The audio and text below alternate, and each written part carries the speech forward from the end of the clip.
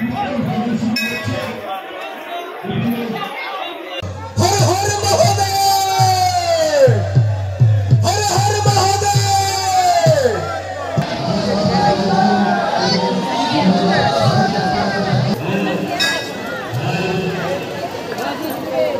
हर महादेव ओम नमः शिवाय। तो আজকের ব্লগটা শুরু করছি বন্ধুরা সবাই কেমন আছো? আশা করি ভালো আছো। আমি একদম ভালো আছি। আজকে আবার নিয়ে এসেছি নতুন একটা ব্লগ। আমাকে দেখে তো বুঝতেই পারতেছো, তার মধ্যে আমি তোমাদের প্রথমেই দেখিয়ে দিলাম, তোমরা তো বুঝেই গেছো আমি কোথায় যাচ্ছি। আমি আজকে যাচ্ছি আমাদের কুচবিহারের বিখ্যাত একটা মন্দির, বানেশ্বর মন্দির। ইয়েস, যদিও আমার একটু ব্লগটা দিতে দেরি হয়ে গেছে, আমার একটু শরীরটা খারাপ ছিল, যার জন্য তোমাদেরকে আমি ব্লগটা দিতে পারিনি। তাই আজকে 2-3 দিন পরে তোমাদেরকে আমি এই ব্লগটা তোমাদের সাথে শেয়ার করছি। তো এই টেম্পলটা হলো কুচবিহারের বিখ্যাত একটা বানেশ্বর শিব মন্দির। এটা কিন্তু অনেক উন্নত। তোমরা যদি এর সম্পর্কে কিছু ডিটেলস জানতে চাও তাহলে তোমরা গুগলে চলে যাবে, আর ওখানে গিয়ে তোমরা সব কিছু ডিটেলস পেয়ে যাবে। এটা কিন্তু সেই রাজার আমলেরই, রাজা নৃপেন্দ্র নারায়ণ আমলেরই এই মন্দিরটা প্রতিষ্ঠিত। খুবই বিখ্যাত একটা মন্দির। অনেক মানুষজন আসে প্রত্যেক শ্রাবণ মাসে, শিবরাত্রিতে বিশাল বড় করে পুজো হয়, মেলা হয়। তোমরা দেখতেই পারতেছো অলরেডি আমি কিন্তু মন্দিরে চলে এসেছি। কুচবিহার থেকে মাত্র 7 কিলোমিটার দূরে এই মন্দিরটা অবস্থিত। তো আমি মন্দিরে এসেছি, আর এসেই দেখি বাপরে বাপ কত বড় লাইন। যদিও কিন্তু আমরা এসেছিলাম রাত্রিবেলা, রাত 3টার দিকে আমরা কুচবিহার থেকে রওনা দিই, আস্তে আস্তে 3:30-4টার মতো ঢুকি। আর এখানে এসে আমি সেই 4:30 থেকে লাইন দিতে দিতে ফাইনালি আমি কিন্তু 10:30টার সময় ফাইনালি শিবের মাথায় জল ঢালি। ইয়েস, শ্রাবণ মাসের প্রত্যেকটা সোমবারই কিন্তু এখানে প্রচুর পরিমাণ ভিড় হয়েছিল। কিন্তু আমরা যেহেতু এসেছিলাম লাস্ট সোমবার, এর আগের সোমবার আমরা গিয়েছিলাম জলপে, সেই ভিডিওটাও তোমাদেরকে আমি দিয়ে দিয়েছিলাম।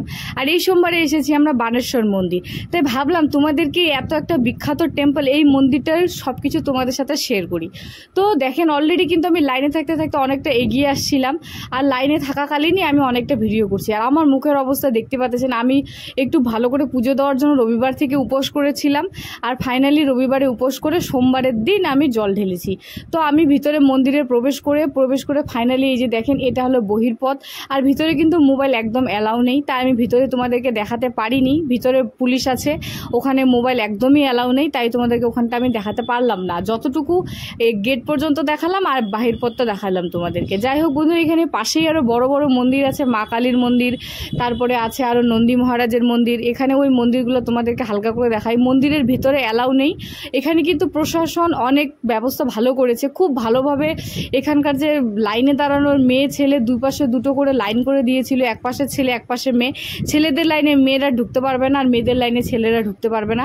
আর একদম খুব ভালোভাবে ব্যবস্থা করে দিয়েছিল। 5 জন ছেলে প্রথমে যাবে, পুজো দিবে, বেরোবে, তারপরে 5 জন মেয়ে, আবার 5 জন ছেলে, এইভাবে করতে করতে এই লাইন এগোচ্ছিল। তাই একটু সময়টা বেশি লাগছিল, বাট এখানকার প্রশাসনের ব্যবস্থা খুবই ভালো ছিল। কোনো ঝামেলা নাই, কোনো ঝগড়া নাই, একদম ভালোভাবে সবাই লাইন দিয়ে একটু কষ্ট করে আস্তে আস্তে এগোয় সবাই ভালোভাবে পুজো দিচ্ছিল।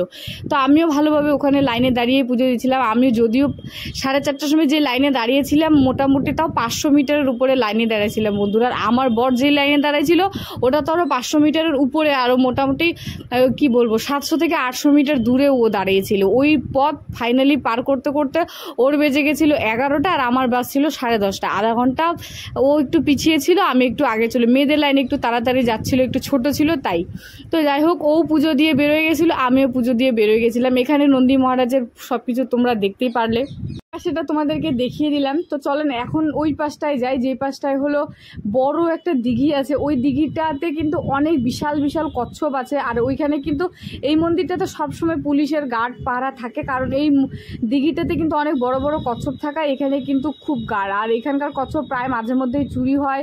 প্লাস ওই কচ্ছপগুলো রাস্তা পার হওয়ার জন্য বের হয়, আর কোনো গাড়ি দূরবশত গাড়ি নিচে চলে আসে, যার জন্য এখানকার পুলিশ প্রশাসন খুব ভালোভাবে এগুলোকে দেখে রাখে। আর এই মন্দিরটাতে কিন্তু অনেক জল আছে, এখানকার জল কিন্তু শুকায় না, তাই এখানে বড় বড় মাছ কচ্ছপ সব সময় দেখা যায়। আর একটু জল যখন কমে যায় তখন মানে একদম সিঁড়ির পাশে বড় বড় কচ্ছপ দেখতে পারবে। তোমরা যদি মন্দিরটায় আসো অবশ্যই কিন্তু এই কচ্ছপের জায়গাটা অবশ্যই এখানে এসে কিছু খাবার দিয়ে যাবে, তাহলে তোমরা কিন্তু অনেক বড় বড় কচ্ছপ এখানে দেখতে পারবে।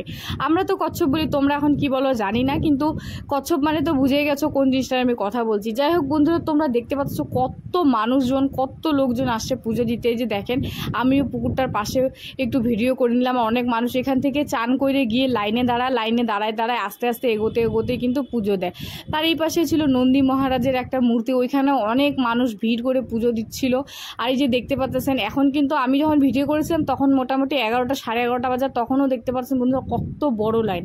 আর এটা হলো এই যে নন্দী মহারাজের মূর্তি আছে এখানে। তোমরা পুজো দিয়ে তোমাদের মনের বাসনা নন্দী মহারাজকে বলবেন, আর তিনি গিয়ে আমাদের দেবকে দেব হারার মারেদকে তোমাদের মনের বাসনাটা গিয়ে পৌঁছাবে। তো অবশ্যই বন্ধুরা এই মন্দিরে কিন্তু তোমরা আসবে, ভিজিট করবে। এটা কিন্তু অনেক বিখ্যাত, তোমাদেরকে প্রথমেই বললাম, এটা কিন্তু সেই রাজকীয় আমলের মন্দির। রাজা মহারাজারা এই মন্দিরটা বানিয়ে দিয়ে গেছিলেন। অনেক পুরনো শিবলিঙ্গ আছে এখানে। অবশ্যই আসবে, দর্শন করবে, পুজো দিবে, আর ভগবান আশা করে তোমাদের মনের বাসনা অবশ্যই পূরণ করবে বন্ধুরা। তো দেখতেই পাচ্ছেন কত বড় লাইন, আর অনেক মানুষ, বয়স্ক মানুষ, ছেলে মেয়ে সবাই অনেক দূর দূর থেকে আসছিল এখানে পুজো দিতে। আর লাস্ট সোমবার একটু বেশি ভিড় ছিল।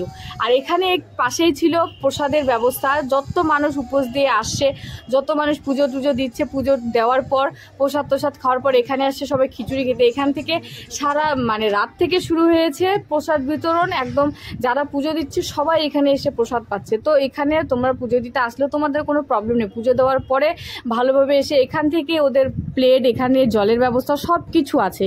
তো তোমরা যদি চাও অবশ্যই এখানে আসে পুজো টুজো দিয়ে প্রসাদ নিতে পারো। আমরাও ভালোভাবে চারিদিকে ভিডিও করে নিলাম। কত মানুষ দেখতে পাচ্ছেন, সবাই পুজো দিয়ে কি সুন্দর সবাই প্রসাদ নিচ্ছে। তো আমরাও চারিদিকে ভিডিও করার পর আমিও প্রসাদ নিয়ে নিলাম। আমার বড় একটু প্রসাদ নিয়ে নিল। এখানকার খিচুড়িটা কিন্তু খেতে দারুণ হয়েছিল। খিচুড়ির সাথে একটু সবজি খুব সুন্দর ছিল, সত্যি অসাধারণ। মানে পুজো দেওয়ার পর, উপোস করার পর একটু খিচুড়ি প্রসাদ পেলে আত্মা কিন্তু একদম পুরো শান্তি হয়ে যায়। যাই হোক, প্রচণ্ড ভিড় ছিল, তবুও কিন্তু কোনো অসুবিধা ছিল না। সবাই একটা একটা করে ওনারাই থালার মধ্যে প্রসাদ দিচ্ছিল, আর প্রসাদ এক একজনকে বিতরণ করতেছিল। আর সবাই একটা একটা করে থালা নিয়ে খাচ্ছিল। আর খাওয়ার পর একটা ডাস্টবিন ছিল, বা কোথাও বড় বড় গামলা রাখা ছিল, ওই গামলাগুলোতে নিয়ে ওই প্রসাদ খাওয়ার পর ওই গামলাগুলোতে তোমরা থালা রেখে দিতে পারবে। আর ওনারাই এসে আবার ওগুলো নিয়ে যাবে, পরিষ্কার করবে। তোমাদেরকে পরিষ্কার করারও কোনো প্রয়োজন ছিল না। পাশেই জলের ব্যবস্থা ছিল। তোমাদের যদি জল টল খাওয়ার ইচ্ছা হয় বা হাত ধোয়ার সব কিছুর ব্যবস্থা খুব ভালোভাবে করা ছিল। এই যে দেখেন আমি খিচুড়ি নিয়ে নিয়েছি, তো আমি এখন একটু খাই। আর খুব সুন্দরভাবে ওখানে কিন্তু অনুষ্ঠানও হচ্ছিল, গান হচ্ছিল, মহাদেবের কি সুন্দর সুন্দর কীর্তন হচ্ছিল।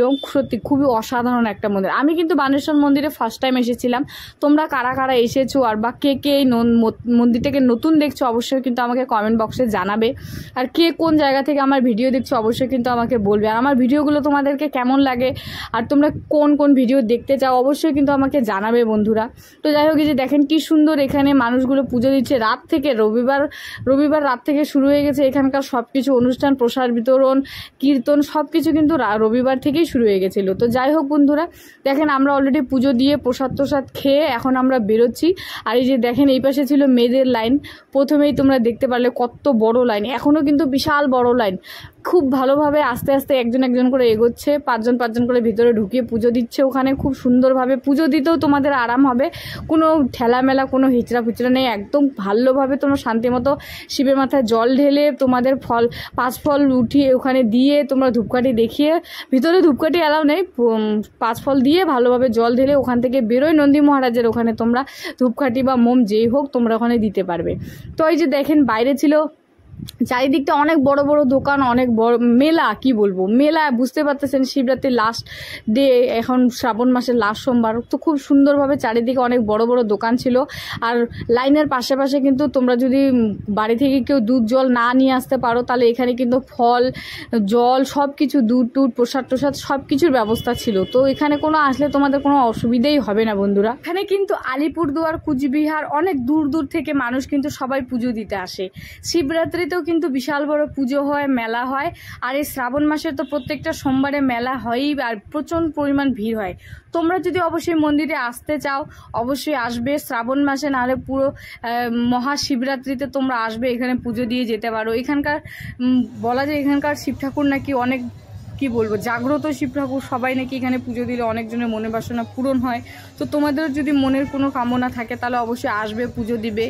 তো যাই হোক বন্ধুরা, তোমাদের কি বলবো, আমার এই ব্লগটা কেমন লাগলো অবশ্যই জানাবে। আমরা কিন্তু রাত্রেবেলায় এসেছিলাম, রাত্রেবেলা ব্লগটা যদিও অন্ধকার আসছিল, তাই রাত্রেবেলা ব্লগ করতে পারিনি, তাই তোমাদেরকে দিনের বেলা দেখিয়ে দিলাম। আর আমরা কিন্তু এখান থেকে পুজোর যত কিছু সামগ্রী, প্রসাদ সুতো টুতো সব আমরা রাতেই নিয়ে পুজো টুজো দিয়ে ভালোভাবে ঠাকুরকে দেখিয়েই বের হয়েছিলাম। আর তোমাদেরকে ব্লগটা দিনের বেলা শেয়ার করলাম। আর আসলে কিন্তু অবশ্যই তাড়াতাড়ি আসবে, নাহলে কিন্তু আমাদের মতো তোমাদেরও পরিস্থিতি হয়ে যাবে। সেই 4:30টার সময় লাইন দিয়ে 10:30টার সময় পুজো কমপ্লিট করে বেরোতে হয়েছে। তো যাই হোক, তোমাদেরকে আমার এই ব্লগটা কেমন লাগলো অবশ্যই আমাকে কমেন্ট বক্সে জানাবে। আর কারা কারা এখানে আসতে চাও অবশ্যই আমাকে জানাবে। আমার ব্লগটা কেমন লাগলো অবশ্যই আমাকে লাইক, শেয়ার, সাবস্ক্রাইব করতে ভুলো না। অল নোটিফিকেশন দাবিয়ে রাখো নতুন নতুন আপডেট পাওয়ার জন্য। তো সবাই বন্ধুরা ভালো থেকো, সুস্থ থেকো, দেখা হচ্ছে নেক্সট